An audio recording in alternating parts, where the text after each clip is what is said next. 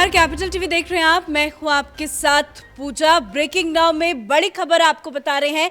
पश्चिम बंगाल में रामनवमी के दिन से शुरू हुई हिंसा रुकने का नाम नहीं ले रही है। हर दिन पश्चिम बंगाल से हिंसा की खबरें सामने आ रही है। माहौल काफी ज्यादा तनावपूर्ण है और जमकर इस पूरे मामले को लेकर राजनीति भी हो रही है। टीएमसी और बीजेपी आमने सामने है, बयानबाजी जारी है। ममता बनर्जी बीजेपी पे कई आरोप लगा रही है, तो वहीं बीजेपी का कहना है कि ममता बनर्जी को तुरंत इस्तीफा दे देना चाहिए क्योंकि उनसे पश्चिम बंगाल संभल नहीं रहा। तो जारी हिंसा के बीच में कल जिस तरह से हुगली से पथराव की खबर सामने आई थी, ठीक उसी जगह पे पश्चिम बंगाल के गवर्नर पहुंचे हैं। तस्वीरें आपको दिखा रहे हैं। आप तस्वीरों में देख सकते हैं कि पश्चिम बंगाल के राज्यपाल सीवी आनंद बोस ने हिंसा प्रभावित इलाकों का दौरा किया, पुलिस अधिकारियों से भी बातचीत की है और इसी बीच उन्होंने बड़ा बयान ये दिया कि हिंसा को बर्दाश्त नहीं किया जाएगा, ऐसे लोगों पे सख्त कार्रवाई की जाएगी। इस बड़ी खबर पे मेरे साथ न्यूज रूम से जुड़े हुए हैं कैपिटल टीवी के एग्जीक्यूटिव एडिटर राजीव जी। राजीव जी, गवर्नर का दौरा करना क्या संदेश देता है? क्या अमित शाह कोई बड़ा एक्शन लेने जा रहे हैं? देखिए, पिछले दिनों क्या हुआ, जब रामनवमी के जुलूस के दौरान पश्चिम बंगाल में हिंसा हुई तो उसके बाद अमित शाह ने कुछ लोगों से बातचीत की। उसमें से सुकांत मजूमदार भी थे, उसके साथ ही गवर्नर सीवी आनंद बोस भी थे। गवर्नर से बातचीत के दौरान उन्होंने ये कही कि जिस तरीके से वहाँ टारगेट किया जा रहा है एक वर्ग विशेष को, यानी हिंदुओं को टारगेट किया जा रहा है, उस पर आपको नज़र रखनी चाहिए क्योंकि पश्चिम बंगाल की पुलिस के ऊपर भरोसा नहीं है। जिस तरीके से ममता बनर्जी ने कुछ समय पहले बात बोली और उसके बाद पुलिस का बयान बदल गया, उससे तो यही लगता है कि अभी जो गिरफ्तारी हो रही है वो गिरफ्तारी सिर्फ और सिर्फ हिंदुओं की हो रही है। मुस्लिम पक्ष जो कि इस हिंसा के लिए जिम्मेदार है, जिन लोगों ने पत्थरबाजी की, घरों से पत्थर फेंके, उनके ऊपर कोई कार्रवाई नहीं हो रही है क्योंकि जैसे ही हिंसा की घटना सामने आई थी और पुलिस वहां पहुंची तो पहली बार पुलिस की प्रतिक्रिया यही थी कि वहां पर जब जुलूस निकाली जा रही थी तो जुलूस के दौरान छतों से पत्थर फेंके गए, बोतल फेंके गए और फिर उसके बाद हिंसा भड़की है। लेकिन जैसे ही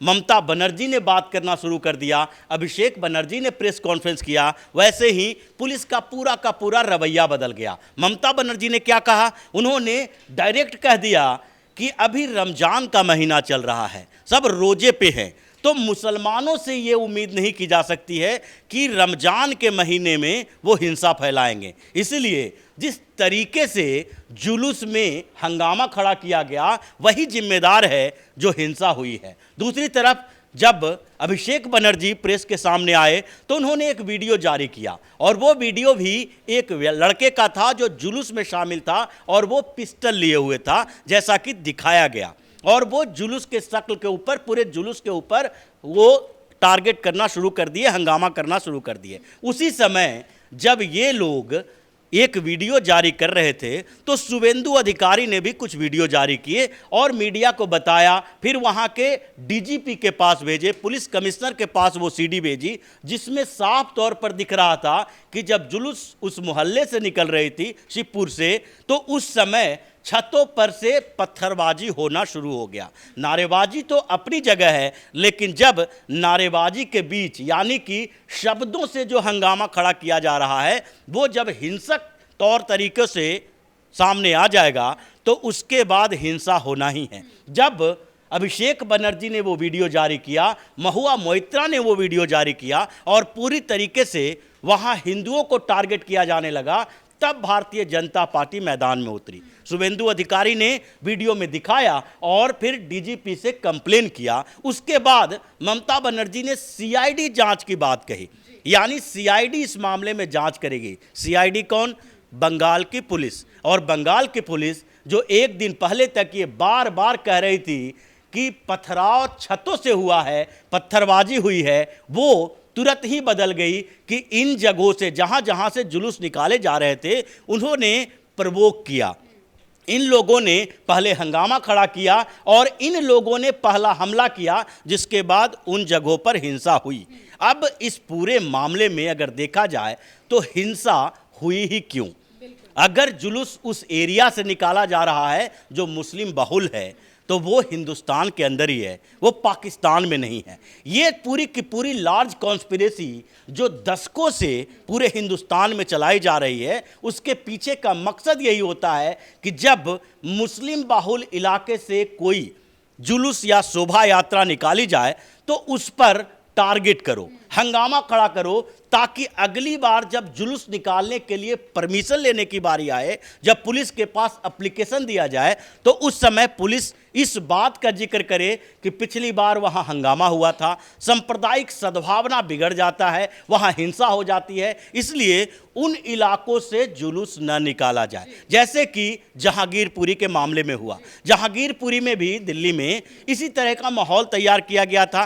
पहले वहां से जुलूस निकाले गए, जुलूस के समय में दोनों पक्ष से हिंसा शुरू हो गया, दोनों पक्ष से नारेबाजी हुई, लड़ाई झगड़ा हिंसा की शुरुआत हो गई। उसके बाद इस साल क्या हुआ, इस साल जब पुलिस के पास एप्लीकेशन दिया गया कि इस एरिया से होके हम जुलूस निकालेंगे, तो रामनवमी के जुलूस की परमिशन नहीं दी गई। 200 मीटर के बीच से रास्ता को डाइवर्ट कर दिया गया, यानी जो एजेंडा पहले से लागू किया गया था, जो एजेंडा तैयार किया गया था कि हमारे एरिया से, हमारे क्षेत्र से कोई भी हिंदू पर्व त्योहार के दौरान न शोभा यात्रा निकाली जा सकती है, न जुलूस निकाले जा सकते हैं, वो एजेंडा कामयाब होता दिखा। और पश्चिम बंगाल में या बिहार में ये पूरी की पूरी मानसिकता कैसे बदली है, इस मानसिकता के पीछे ये एक तरीके से मनोबल का बढ़ना है।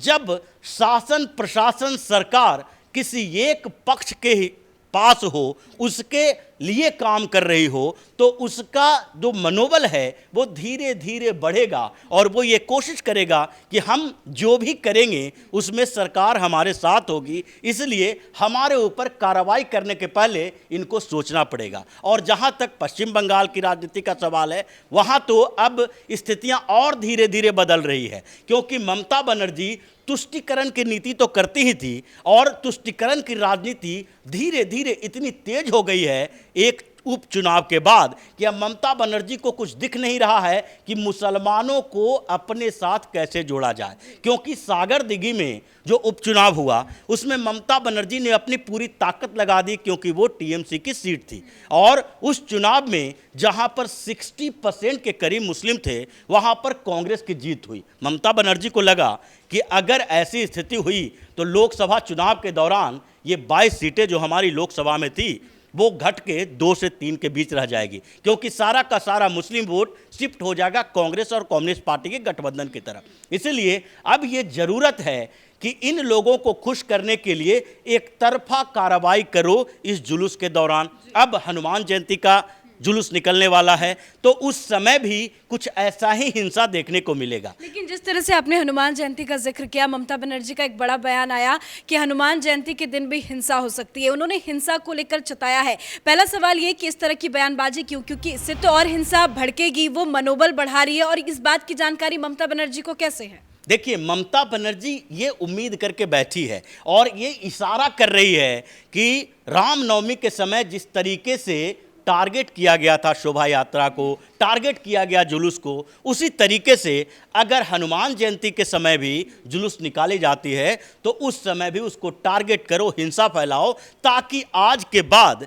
ये लोग उन एरिया से जुलूस न निकालें। एक तरीके से ये तुष्टीकरण की राजनीति की पराकाष्ठा है जो ममता बनर्जी कर रही है, क्योंकि उन्हें लग रहा है कि जिस तरीके से राहुल गांधी अपोजिशन की राजनीति के केंद्र में आए हैं, और उसके साथ ही जब सागर दिघी चुनाव में टीएमसी की हार हुई है, तो कहीं ना कहीं ये इशारा कर रहा है कि पश्चिम बंगाल में अब राजनीति चेंज हो रही है, टीएमसी का आधार खिसक रहा है। और इस बीच जो ममता बनर्जी ने अपनी राजनीति की विचारधारा बदली, इनको लगने लगा कि जिस तरीके से वहाँ के हिंदू इनसे नाराज हो रहे हैं, तो दुर्गा पूजा का पंडाल लगाओ, आयोजन करो, बढ़ चढ़कर उसमें हिस्सा लो, और काली पाठ करो, तो इसके कारण वहाँ के मुसलमान थोड़ा नाराज हैं और वो कांग्रेस की तरफ शिफ्ट हो सकते हैं। इसलिए अब पूरे तरीके से मुस्लिम प्रेम जाहिर करो, दिखाओ, ताकि फिर से मुसलमान उनके साथ जुड़ सकें। तो ये पूरी की पूरी राजनीति जो बदल रही है, उसमें भारतीय जनता पार्टी और केंद्र सरकार की जिम्मेदारी बढ़ गई है। वहाँ से सौमित्र खान ने भी लेटर लिखा पीएम मोदी को, गृह मंत्री अमित शाह को, शुभेंदु अधिकारी ने भी लेटर लिखा कि यहाँ पर पारामिलिट्री फोर्सेस भेजें और बिना अर्धसैनिक बलों, केंद्रीय फोर्स के यहाँ की व्यवस्था शांत नहीं हो सकती। लेकिन वो तो उस पे भी सवाल खड़े कर रही है, वो कह रही है कि सब कुछ बीजेपी फंडेड है। बीजेपी फंडेड है तो शासन तो आपके हाथों में है, सरकार आपके हाथों में है, पुलिस आपके हाथों में है। अगर आपको थोड़ी सी भी संभावना थी, आपके इंटेलिजेंस रिपोर्ट कह रही थी कि इन जगहों से जाने पर अशांति फैलेगी, हिंसा फैलेगी, तो उस समय आपने वहाँ पर मैक्सिमम लेवल पर फोर्स क्यों नहीं तैनात किया? उन जगहों को आप अराजकता के हवाले छोड़ने के लिए क्यों तैयार हुई? अगर भारतीय जनता पार्टी ये चाहती भी, तो क्या पुलिस फोर्स के सामने भारतीय जनता पार्टी के कार्यकर्ता उसमें शामिल थे, या फिर वो पुलिस फोर्स के सामने वहाँ हिंसा फैलाते? तो ये स्थितियाँ उत्पन्न करना ममता बनर्जी की वो स्ट्रेटजी है जिसके ऊपर अब कार्रवाई शुरू हो गई है। गवर्नर मैदान में उतर गए हैं और जहाँ जहाँ से रिपोर्ट आएगी, गवर्नर वो रिपोर्ट केंद्र सरकार को भेजेंगे और वहाँ पर पारामिलिट्री फोर्सेस की तैनाती होगी और ममता बनर्जी का अब अंतिम इलाज की शुरुआत हो चुकी है। बहुत बहुत धन्यवाद जानकारी के लिए। तो रामनवमी के बाद से लगातार पश्चिम बंगाल के अलग अलग जगहों पर हिंसा की खबरें सामने आ रही है, पर एक्शन नहीं हो रहा है। एक्शन लिया भी जा रहा है तो एक्शन एक तरफा हो रहा है। ममता बनर्जी खुद बयानबाजी कर रही है, बीजेपी फंडेड बता रही है, तो वहीं दूसरी तरफ अब मोर्चा संभालने के लिए गवर्नर खुद मैदान में उतर आ गए हैं। कल देर शाम को हुगली में पथराव की खबर सामने आई थी और आज ठीक उसी जगह पे पश्चिम बंगाल के राज्यपाल वहां पहुंचे, वहां पे दौरा किया और इसी के साथ उन्होंने बड़ा बयान ये दिया कि अब आरोपियों को बख्शा नहीं जाएगा, सख्त से सख्त कार्रवाई की जाएगी। इस बड़ी खबर में मेरे साथ फिलहाल इतना ही। कैमरा पर्सन अशोक के साथ मैं पूजा, कैपिटल टीवी।